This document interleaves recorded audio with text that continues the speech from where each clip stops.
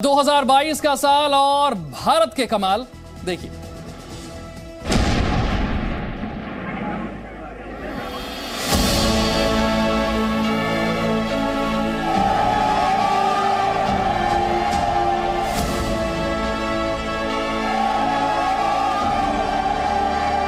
स्वतंत्र भारत के इतिहास में जब जब 2022 का पन्ना पलटा जाएगा, तब तब हर हिंदुस्तानी गर्व से भर उठेगा।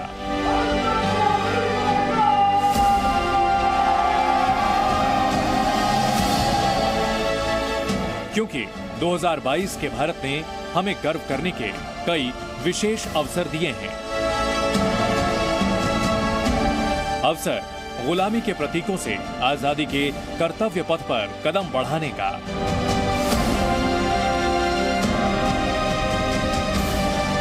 राजपथ की भावना भी गुलामी का प्रतीक थी, उसकी संरचना भी गुलामी का प्रतीक थी। आज इसका आर्किटेक्चर भी बदला है और उसकी आत्मा भी बदली है। अवसर फिर से विश्व गुरु बनने का। And the throne of the leadership I convey to Prime Minister Modi of India.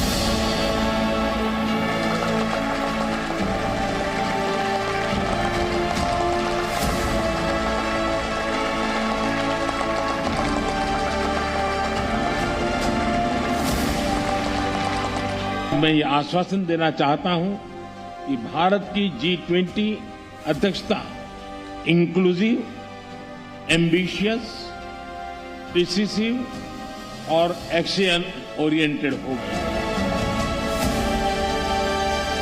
अवसर महासागर में भारतीय सेना को विराट, विहंगम और विशाल बनाने का। विक्रांत विशाल है, विराट है, विहंगम है। अवसर 5G की रफ्तार से हिंदुस्तान को आगे बढ़ाने का। 5G को लेकर भारत के प्रयासों का एक और संदेश है, नया भारत। अवसर भारत पर 200 साल राज करने वाले ब्रिटेन को पीछे छोड़कर दुनिया की 5वीं सबसे बड़ी अर्थव्यवस्था बनने का।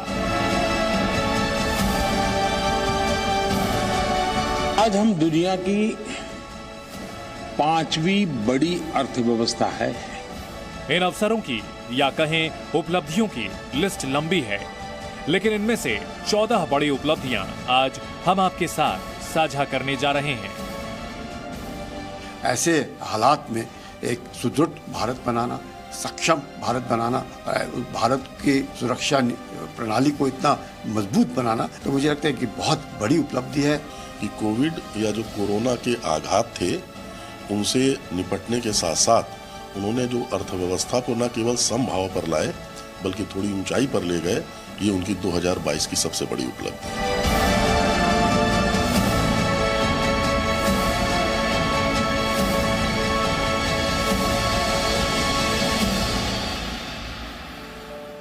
राजपथ बना कर्तव्य पथ। जिसके पास सत्ता है उसके लिए किसी जगह का नाम बदल देना कोई बड़ी बात नहीं है, लेकिन गुलामी के प्रतीकों से देश को आजादी दिलाने का फैसला बड़ा है और ये बड़ा फैसला मोदी सरकार ने लिया। राजपथ का नाम बदलकर कर्तव्य पथ रख दिया।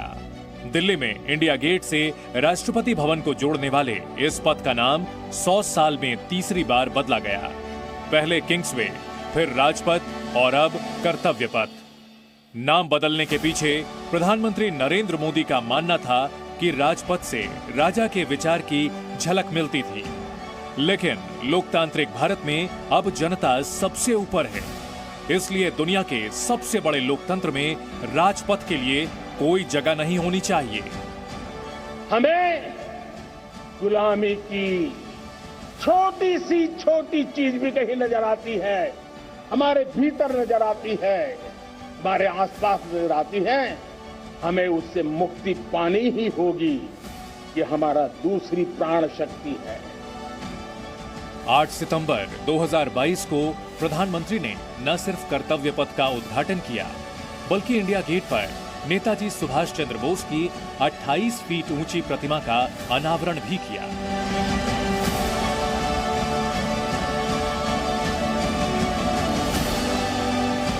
And the throne of the leadership. दुनिया का नेतृत्व भारत के हाथ, इंडिया G20 का नया बॉस।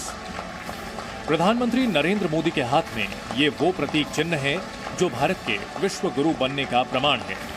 दुनिया की 2/3 आबादी, दुनिया की 85% जीडीपी और दुनिया के 75% ग्लोबल ट्रेड के हिस्सेदार, दुनिया के 20 सबसे ताकतवर देशों का बॉस अब भारत है। 2022 के नवंबर महीने में इंडोनेशिया की राजधानी बाली में G20 सम्मेलन के दौरान भारत को G20 की अध्यक्षता मिली। विश्व G20 की तरफ आशा की नजर से देखता है।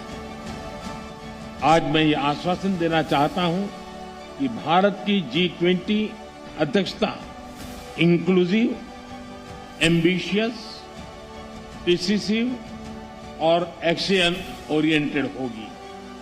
ये पहली बार है जब G20 देशों की दिशा और दशा भारत तय करेगा।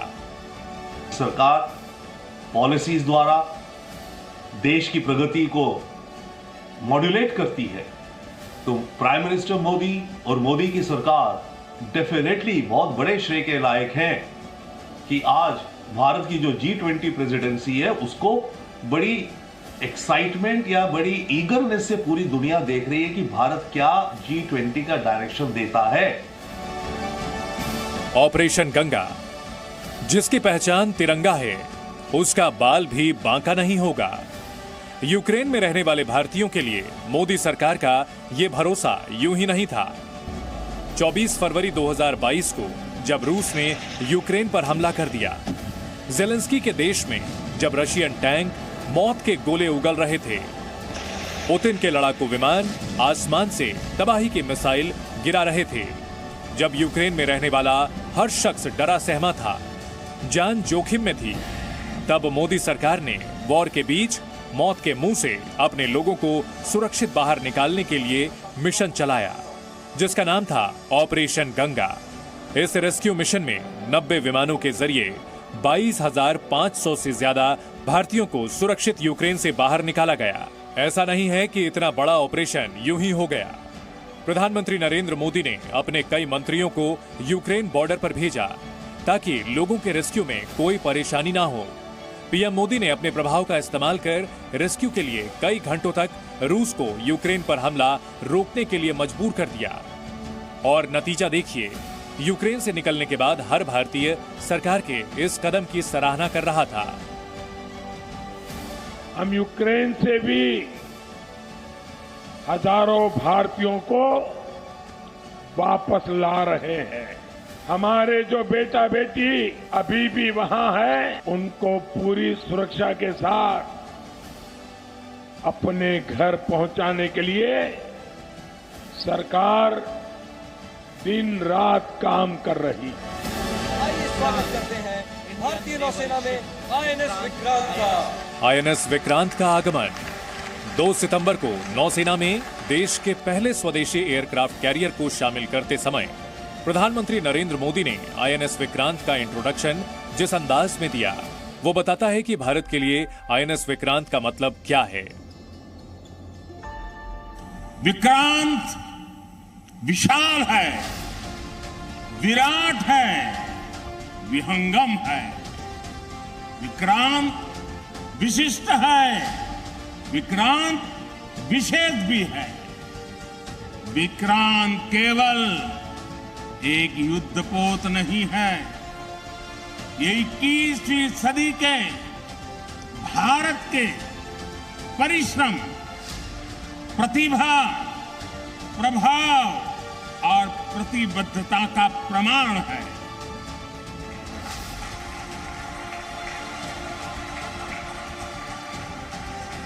यदि लक्ष्य दुरंत है, यात्राएं दिगंत है, समंदर और चुनौतियां अनंत है, तो भारत का उत्तर है विक्रांत। 262 मीटर लंबे, 62 मीटर चौड़े और 50 मीटर ऊंचे आईएनएस विक्रांत पर एक साथ 30 एयरक्राफ्ट का बेड़ा मौजूद रह सकता है। 40,000 टन के आईएनएस विक्रांत में महासागर का महायुद्ध जीतने की पूरी क्षमता है। भारत जो है अब ऐसा एक देश बन गया जो खुद अपना एयरक्राफ्ट कैरियर बना सकता है और स्टेट ऑफ द आर्ट, ऐसे नहीं कि एयरक्राफ्ट कैरियर बनाए, एक state of the art aircraft carrier बनाना, जिससे कि इंडियन ओशन में अपना दबदबा रहे और बाकी जो देश हैं उनको भी लगे कि वाकई जो भारत है अब उस मकाम पर जा पहुंचा है जहां उसे अपनी सुरक्षा के मामले में किसी और की तरफ देखना नहीं पड़ेगा। और सबसे अहम यह है कि आईएनएस विक्रांत पूरी तरह स्वदेशी तकनीक से बना एयरक्राफ्ट कैरियर है। आज भारत विश्व के उन देशों में शामिल हो गया है जो स्वदेशी तकनीक से इतने विशाल एयरक्राफ्ट कैरियर का निर्माण करता है। आज आईएनएस विक्रांत ने देश को एक नए विश्वास से भर दिया है। देश में एक नया भरोसा पैदा कर दिया है। विदेशी निशान से नौसेना को मुक्ति। भारत को अंग्रेजों से आजादी मिले 75 साल हो गए, लेकिन नौसेना के ध्वज पर ब्रिटिश निशान अब तक लगे थे। 2 सितंबर 2022 को हिंदुस्तान ने उस निशान को हमेशा हमेशा के लिए मिटा दिया। दरअसल भारतीय नौसेना जिस ध्वज का इस्तेमाल कर रही थी वो अंग्रेजों की विरासत था। अंग्रेजी नौसेना अपने ध्वज यानी निशान में सेंट जॉर्ज क्रॉस का इस्तेमाल करती थी। भारत जब आजाद हुआ तो फर्क सिर्फ इतना हुआ कि उस ध्वज में यूनियन जैक की जगह भारतीय तिरंगा गया, लेकिन सेंट जॉर्ज क्रॉस बना रहा। बाद में इसमें बदलाव की कोशिश की गई, लेकिन 2004 में दोबारा सेंट जॉर्ज क्रॉस आ गया और उसके बाद 2014 में उसमें थोड़ा सा परिवर्तन और किया गया और उसमें हिंदी में सत्यमेव जयते भी लिख दिया गया। लेकिन अब सेंट जॉर्ज क्रॉस पूरी तरह से गायब हो गया। आज 2 सितंबर 2022 की ऐतिहासिक तारीख को इतिहास बदलने वाला एक और काम हुआ है। आज भारत ने गुलामी के एक निशान, गुलामी के एक बोझ को अपने सीने से उतार दिया है। आज से भारतीय नौसेना को एक नया ध्वज मिला है। नौसेना के नए ध्वज में नीले रंग के बैकग्राउंड पर गोल्डन कलर में अशोक चिन्ह बना है, जिसके नीचे सत्यमेव जयते लिखा हुआ है। जिस पर अशोक चिन्ह बना है वो असल में छत्रपति शिवाजी महाराज की शाही मोहर है।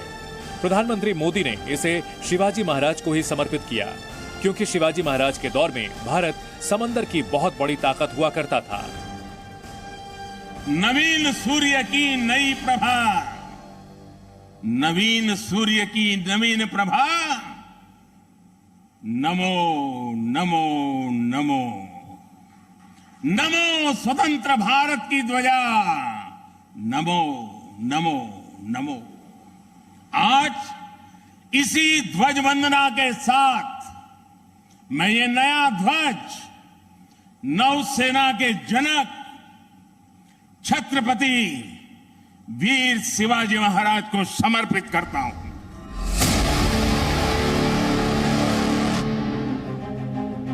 सत्तर साल बाद आए चीते। इन चीतों को भारत लाना ये बड़ी कामयाबी इसलिए है क्योंकि इस दिन का इंतजार हमारा देश 70 साल से कर रहा था। वर्ष 1952 में बताया गया कि भारत से चीते विलुप्त हो गए। तब से लेकर 16 सितंबर 2022 तक पेड़, प्रकृति और पशु प्रेमी देश में एक भी चीता नहीं था। मोदी सरकार की इच्छा शक्ति और कोशिशों का ही नतीजा है कि 17 सितंबर 2022 को यानी प्रधानमंत्री नरेंद्र मोदी के जन्मदिन पर अफ्रीकी देश नामीबिया से पहली बार 8 चीते विशेष विमान से ग्वालियर लाए गए और उसके बाद उन चीतों को मध्य प्रदेश के कूनो नेशनल पार्क में छोड़ा गया। इस ऐतिहासिक पल को पीएम मोदी अपने कैमरे में सहेजते रहे। 2022 का जन्मदिन प्रधानमंत्री ने इन्हीं चीतों के साथ मनाया। हमारे सामने एक ऐसा ही क्षण है। दशकों पहले जैव विविधता की सदियों पुरानी जो कड़ी टूट गई थी, विलुप्त हो गई थी, आज हमें उसे फिर से जोड़ने का मौका मिला है। आज भारत की धरती पर चीता लौट आए हैं। नामीबिया से 5 साल में कुल 50 चीते भारत आने वाले हैं और ये समझौता अफ्रीकी देश से लंबे समय तक हुई बातचीत के बाद हो सका, क्योंकि इससे पहले भी केन्या और ईरान जैसे देशों से चीता लाने को लेकर कोशिशें तो कई बार हुई, लेकिन बात नहीं बन सकी। इन चीतों के आने के साथ ही भारत दुनिया का पहला ऐसा देश बन गया जहां बिग कैट फैमिली की सभी 5 प्रजाति रहती हैं। भारत का 5G अवतार। 2022 का आखिरी दौर संचार के क्षेत्र में भारत की 5G क्रांति के लिए याद किया जाएगा। 1 अक्टूबर 2022 को प्रधानमंत्री नरेंद्र मोदी ने 5G सेवा की शुरुआत की। 5G अवसरों के अनंत आकाश की शुरुआत है। मैं प्रत्येक भारतवासी को इसके लिए बहुत बहुत बधाई देता हूं। भारत में अब तक 4G की स्पीड से इंटरनेट सेवा मिल रही थी, लेकिन अब 5G की रफ्तार से इंटरनेट चल रहा है। पहले चरण में दिल्ली, मुंबई समेत देश के 13 बड़े शहरों में 5G सेवा शुरू हुई। 5G का मतलब ये हुआ कि अगर आपको 2 घंटे की फिल्म डाउनलोड करनी हो तो सिर्फ 10 सेकंड लगेंगे, जबकि 4G की स्पीड में 2 घंटे की फिल्म डाउनलोड करने में कम से कम 7 मिनट लगते हैं। अगर सरकार सही नियत से काम करे तो नागरिकों की नियत बदलने में देर नहीं लगती है। 2G की नियत और 5G की नियत में यही फर्क है।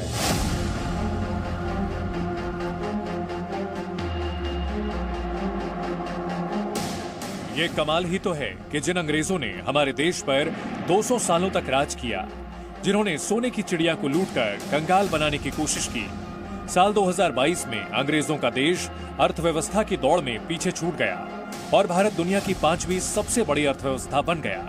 अब ब्रिटेन 6ठे नंबर पर है।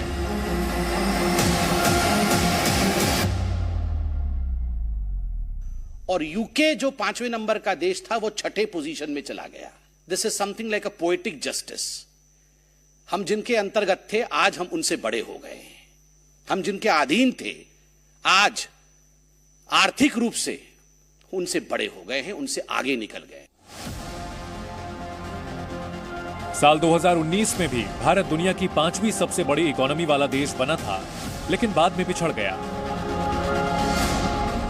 एक रिसर्च के मुताबिक हिंदुस्तान अर्थव्यवस्था के मामले में साल 2028 से 2030 के बीच दुनिया के टॉप 3 देशों में एक होगा। भारत अगले 6 साल में जापान और जर्मनी को पीछे छोड़ सकता है। अगर ऐसा हुआ तो भारत से आगे सिर्फ अमेरिका और चीन ही रह जाएंगे। आज हम दुनिया की 5वीं बड़ी अर्थव्यवस्था है और देश बदल रहा है जी।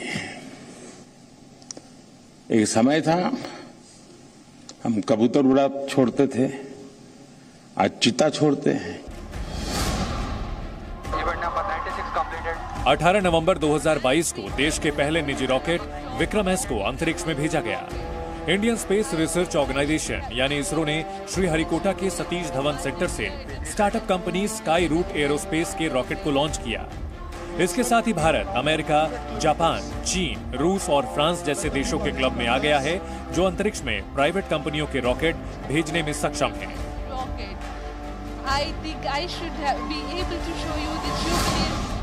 कोई देश कितना समृद्ध है, कितना खुशहाल है, कितना विकसित है, ये देखना है तो उस मुल्क की स्वास्थ्य सेवा और शिक्षा व्यवस्था को देखिए।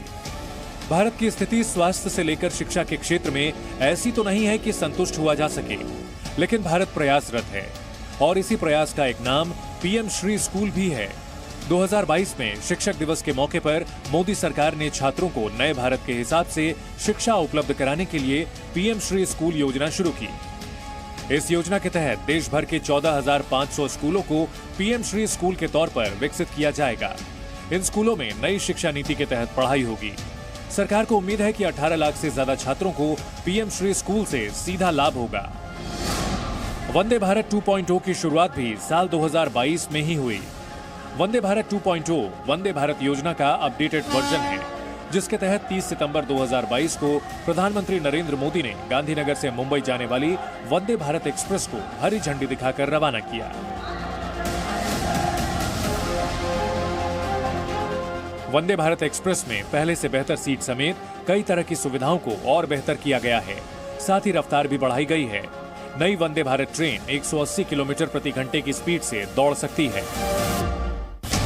16 अक्टूबर 2022 को प्रधानमंत्री नरेंद्र मोदी ने देश के 75 जिलों में 75 डिजिटल बैंकिंग यूनिट की शुरुआत की। इन डिजिटल बैंकिंग यूनिट्स के जरिए कस्टमर्स के सेविंग अकाउंट खोलने से लेकर अपने खाते में बची राशि पता करने, पासबुक प्रिंट कराने और पैसे भेजने तक की सारी सुविधाएं मिल रही हैं। आज देश डिजिटल इंडिया के सामर्थ्य का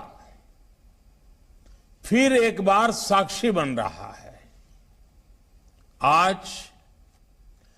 75 डिजिटल बैंकिंग यूनिट्स देश के 75 जिलों में धरातल पर उतर रही है। मैं इस मिशन से जुड़े सभी लोगों, हमारे बैंकिंग सेक्टर को, हमारे आरबीआई को बहुत बहुत बधाई देता हूं। प्रधानमंत्री नरेंद्र मोदी ने अपने जन्मदिन पर नेशनल लॉजिस्टिक पॉलिसी को लॉन्च किया। इस योजना के तहत इंजीनियरिंग, डिजिटलीकरण और परिवहन जैसे सेक्टर में बूस्ट आने की संभावना है। दावा किया जा रहा है कि नेशनल लॉजिस्टिक पॉलिसी से लॉजिस्टिक की लागत को सकल घरेलू उत्पाद के लगभग 13% से घटाकर 7.5% तक लाने की कोशिश की जाएगी। हर घर जल योजना की शुरुआत साल 2019 में ही हो गई थी, लेकिन साल 2022 में इस योजना ने नया रिकॉर्ड बना दिया। 16 दिसंबर 2022 तक 19 करोड़ 35 लाख ग्रामीण परिवारों में से 10 करोड़ 75 लाख से ज्यादा घरों को पीने के लिए नल का पानी मिल रहा है। इन्हें हर घर जल योजना से जोड़ा जा चुका है। गुजरात, गोवा, हरियाणा, तेलंगाना, अंडमान और निकोबार द्वीप समूह, पुडुचेरी, दादर और नगर हवेली, दमन और दीव ये वो प्रदेश हैं जहां गांव में रहने वाले 100% घरों में नल के पानी की सुविधाएं पहुंच चुकी हैं। वहीं पंजाब में 99% और हिमाचल प्रदेश में 97% ग्रामीण घरों में हर घर जल योजना के तहत पीने का पानी मिल रहा है।